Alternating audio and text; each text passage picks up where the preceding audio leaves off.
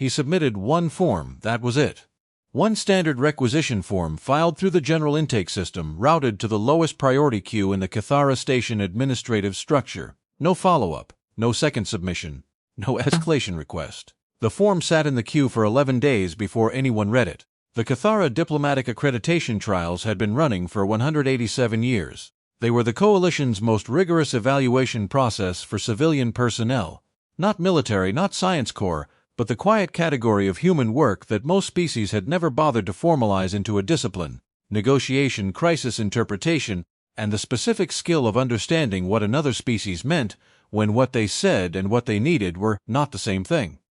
The trials were voluntary, multi-species, and brutally selective. Of the 4,300 candidates who had applied over the program's history, 612 had completed the full evaluation. The completion rate for non-diplomatic track applicants, people who came from outside the accredited pathways, sat at a precise 2.1%. The record holder was a Vethani senior attaché named Prail Suvath, who had entered the trials with 43 years of diplomatic experience, 3 interspecies crisis resolutions to her record, and a coalition commendation for her work during the Orith trade collapse. She had achieved the highest composite score in program history, and had gone on to serve as senior negotiator for the coalition's Outer Sector Mediation Board for the next 30 years. No candidate in 187 years had entered the trials with fewer than 8 years of accredited diplomatic or legal experience. Lev Ashford had 4 years of experience fixing translation equipment on a mid-range cargo relay station. He was 31 years old. The administrator who finally read his intake form assumed there had been a routing error. Director Yashan Pol reviewed Ashford's file on a Tuesday morning. Between a budget review and a staff scheduling conflict, she had been putting off for 2 weeks. She read it once. Then she read it again more slowly, in the way that people reread things when the first read produced a result that did not seem possible. Frontier Maintenance Technician. 4 years, Relay Station Varith 7, Secondary Designation, Languages, Self-Study, Coalition Standard, Vethani, Low Kethran, Serev Dialect, 3 unaccredited regional contact languages.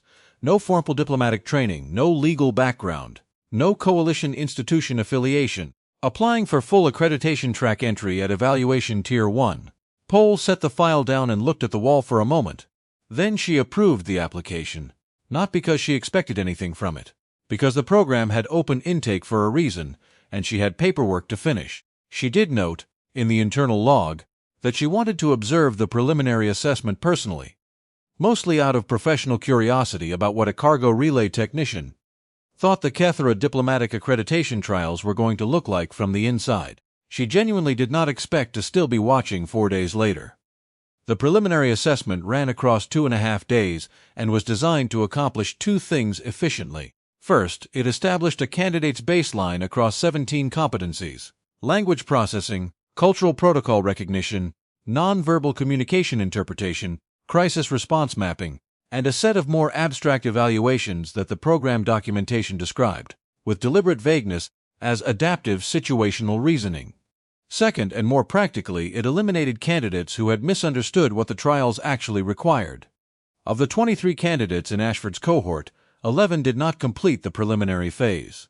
Ashford finished every section. His scores were, across most competencies, unremarkable. Coalition standard interpretation, adequate. Cultural protocol recognition for the 4 primary evaluated species. Crisis response mapping, slightly above cohort average. His nonverbal communication interpretation score was an outlier. He scored in the 94th percentile across program history. The evaluator who reviewed his session footage flagged it for secondary review, not because of the score, but because of the method. Most candidates with high nonverbal scores arrived at their readings through systematic process, working through documented Q categories, cross-referencing against known species profiles, building their interpretation from the established framework outward. The process was visible in how they moved, where they paused, how they self-corrected. Ashford did not appear to be using the framework at all. He was watching, just watching, and then at the end of each scenario, he wrote what he had seen in language that was specific enough to be technically accurate, and plain enough to suggest he had simply observed it directly. When the secondary reviewer pulled the comparative footage, she watched him work through the most complex scenario, a multi-party exchange involving 3 species, 2 of which were in a documented trust breakdown. being moderated by a fourth whose own cultural protocol required them to signal distress indirectly, and she watched him read all 4 parties simultaneously, in real time, without notes, and produce an interpretation summary that the program's senior assessors rated as the most complete reading of that scenario in 11 years of its use. She submitted a flag for director-level review. Pohl watched the footage that evening at her desk, after the building had mostly cleared out. She watched it twice. Then she pulled Ashford's intake file again. As though something in it might have changed, it had not. She made a note in the internal log. Observe full evaluation. Personal attendance. The full evaluation ran for 9 days across 4 environments. Candidates were assessed individually and in group configurations against live counterparts drawn from coalition partner species under conditions that the program documentation classified as either simulated or observed, meaning either the stakes were artificial and the counterparts knew they were participating in an evaluation, or the stakes were real and they did not. The program did not tell candidates which they were in until afterward. Day 2 was a live session. Ashford was placed in a negotiation scenario involving a logistics dispute between a Vethani freight coordinator and a Shurev Transit Authority representative. The dispute was real. The freight coordinator's cargo had been held at a processing station for 11 days. Due to a documentation inconsistency that the Transit Authority considered unresolved and the freight coordinator considered deliberately obstructed, both parties had agreed to submit their dispute to the evaluation program for a structured resolution session. They had not been told the session would be conducted by a trainee technician from a cargo relay station. The freight coordinator, a Vethani named Esser Dalan, was experienced, composed, and had conducted approximately 400 formal dispute sessions in his career. He recognized, within the first 4 minutes, that the person sit across from him was not a trained diplomat. He said so, directly in Vethani, in a register that was technically polite and practically withering. I was told this office sends qualified personnel to these sessions. I see a young human who does not know where to put his hands. The session monitor noted the comment in the log. Ashford replied in Vethani, in Dalan's own regional dialect, not the formal register Dalan had used. The version that Vethani used with people they actually trusted to hear what they meant. He said, "You're right that I'm not what you expected. Tell me what they've actually done to your cargo." There was a pause. Not long. But the session monitor, watching through the feed, saw Dalan's posture shift in a way that the program's non-verbal assessment rubric categorized as a transition from formal adversarial positioning to substantive engagement. The monitor had worked for the program for 6 years. She had seen that transition maybe a dozen times, and never that quickly. The session ran for 3 hours and 40 minutes. At the end of it, Dalan had a signed resolution document. The Surev Transit Authority representative had submitted a formal acknowledgement of the documentation inconsistency as a procedural error on the authority's part. Dalan stopped at the door on his way out. He turned back and looked at Ashford. "Where did you learn that dialect?" he said. "Relay station crew," Ashford said. "A lot of Vethani long-haul operators use Vareth 7. Night shifts are quiet." Dalan looked at him for a moment. Then he left without saying anything else. The session monitor submitted the footage for director review with a 1-line note. Watch the full session. Do not skim. Day 5 produced a different kind of result. The group configuration exercise placed 6 candidates in a scenario involving a multi-party information breakdown, 3 species, a shared resource dispute, and a complicating factor that the program documentation described as asymmetric trust architecture, meaning that not all parties were aware of the same set of facts. And some of what they believed to be facts was not accurate. The exercise was designed to assess how candidates functioned when the standard tools stopped working, when direct communication was unreliable, when the cultural protocol frameworks were insufficient, and when the only available path forward required improvising from first principles rather than applying established method. Of the 6 candidates, 4 defaulted to protocol. They ran the framework, identified the trust asymmetries, attempted to address them in the documented sequence, and found that the documented sequence did not resolve in the scenario as constructed. They stalled. Not badly, they were competent people, but they stalled. The 5th candidate escalated. She recognized the framework was failing and called for a structured recess to allow for asynchronous information alignment, which was a legitimate program option and a professionally sound call. It did not resolve the scenario, but it prevented it from deteriorating further. Ashford went quiet for about 8 minutes. The other candidates were still working. He was watching. The program monitor noted in real time that he appeared to be watching the moments between the exchanges. The transitions, the waiting, the way each party positioned themselves when they were not actively speaking. Then, he said in the shared session space where all parties could hear, "The Verith representative has been answering questions about the water allocation. But every time the timeline before the third quarter is mentioned, they stop making eye contact with the documentation panel. Not with the other parties. With the documentation, there was a silence." "I don't think this is a dispute about the current allocation," he said. "I think it's a dispute about something that was recorded incorrectly before any of us were in this room. And I think the Verith representative knows what it was." The scenario broke open. Not cleanly, not without difficulty, but it broke open, and the pathway to resolution became available for the first time in the session. The program monitor pulled the footage record afterward and ran it back to the 8 minutes of quiet. She watched him watch. She watched the specific pattern of his attention, which parties, which moments, which transitions between speech acts. She sent it to Pohl with a message that said only, "Day 5, you need to watch the full quiet stretch." Pohl watched it that evening. She watched it twice. Then she sat for a while at her desk without doing anything else, which was not something she was in the habit of doing. Day 7 was the hardest day. The program's Day 7 assessment was the only component that was classified internally as high emotional load. It had a specific design rationale that appeared in the internal documentation, but not in the candidate-facing materials. It was not assessing whether candidates could navigate the scenario. It was assessing whether they could navigate the scenario while absorbing information that was personally destabilizing. The specifics varied by candidate. The program gathered background information during the intake and preliminary phases, not intrusively, not deceptively, but enough to understand where a given person's weight sat. For Ashford, they had flagged something that had appeared in his application materials and been noted but not followed up on. A prior personnel evaluation from Verith 7, 3 years old, that cited him for a communication failure during a cargo loading dispute that had resulted in a 2-day station shutdown.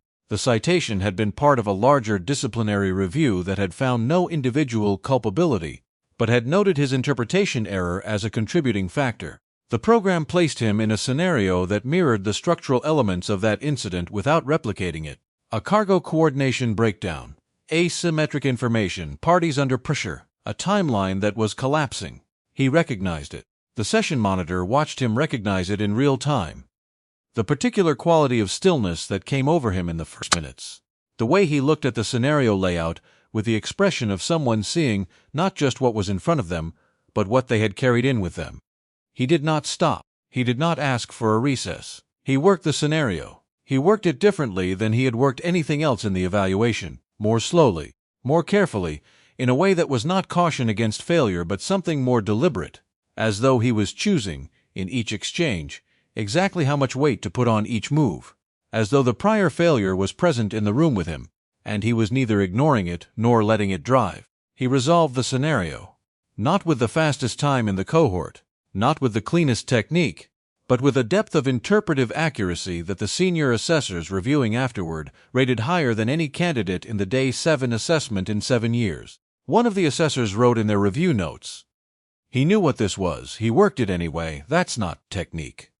That's something we don't usually see until year 3 of field practice, if at all." On Day 9, the final day, the program administered its culminating assessment, the only component that all candidates faced identically, regardless of track or background. It was called in the internal documentation the integration scenario. Candidates were placed alone, without cohort, in a real-time exchange involving a genuine unresolved dispute that the program had been asked to facilitate by an outside party. The dispute was unscripted. The counterparts were not performing. The outcome mattered to them. Ashford's integration scenario involved a communications breakdown between a Ketharan infrastructure consortium and a human engineering firm that had been contracted to assist with a relay station upgrade. The breakdown had been ongoing for 4 months. The Ketharan consortium believed the engineering firm had misrepresented the timeline. The engineering firm believed the consortium had modified the scope without formal process. Both parties had submitted documentation to support their positions.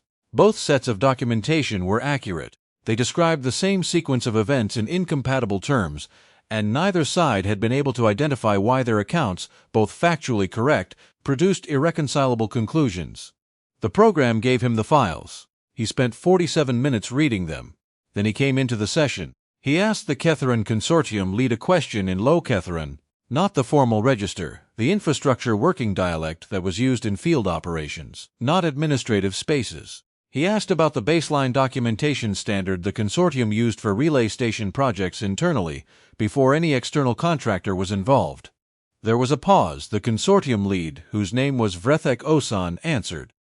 The answer was 20 seconds long and contained a piece of procedural information that did not appear anywhere in the 4 months of dispute documentation. Ashford looked at the engineering firm representative across the table. "Your firm uses Coalition Standard Documentation Protocol," he said. "The consortium's internal baseline uses a scope classification system that treats contingency additions as implicit scope revision. Your timeline was built on one definition of scope. Their approval process was built on a different one. Neither of you was wrong. You were working from different technical languages and no one established a shared definition at the outset." The room was quiet. "It wasn't misrepresentation," he said. "It was translation failure." Vethani looked at him for a time. Then he looked at the engineering firm representative. Then he looked back at Ashford. "Who sent you?" he said. "Cathara Accreditation," Ashford said. "How many years?" Ashford was quiet for a moment. "This is day 9 of my first evaluation." Another pause. "Longer." "You identified this in 47 minutes, Osan said. "We have been in dispute for 4 months." "You were both looking at the events," Ashford said. "I was looking at the language they were written in." Director Pohl met him at the exit processing area herself. This was not standard procedure. Evaluation results were typically delivered by program staff through the formal documentation system. Pohl had administered 214 evaluations over 11 years. She had met a candidate at exit processing twice. Ashford came out of the final debrief with the same unhurried quality he had carried into the session on day 1. Not the ease of someone who had found the process simple, but the composed economy of someone who had long since learned to spend exactly what was needed and no more.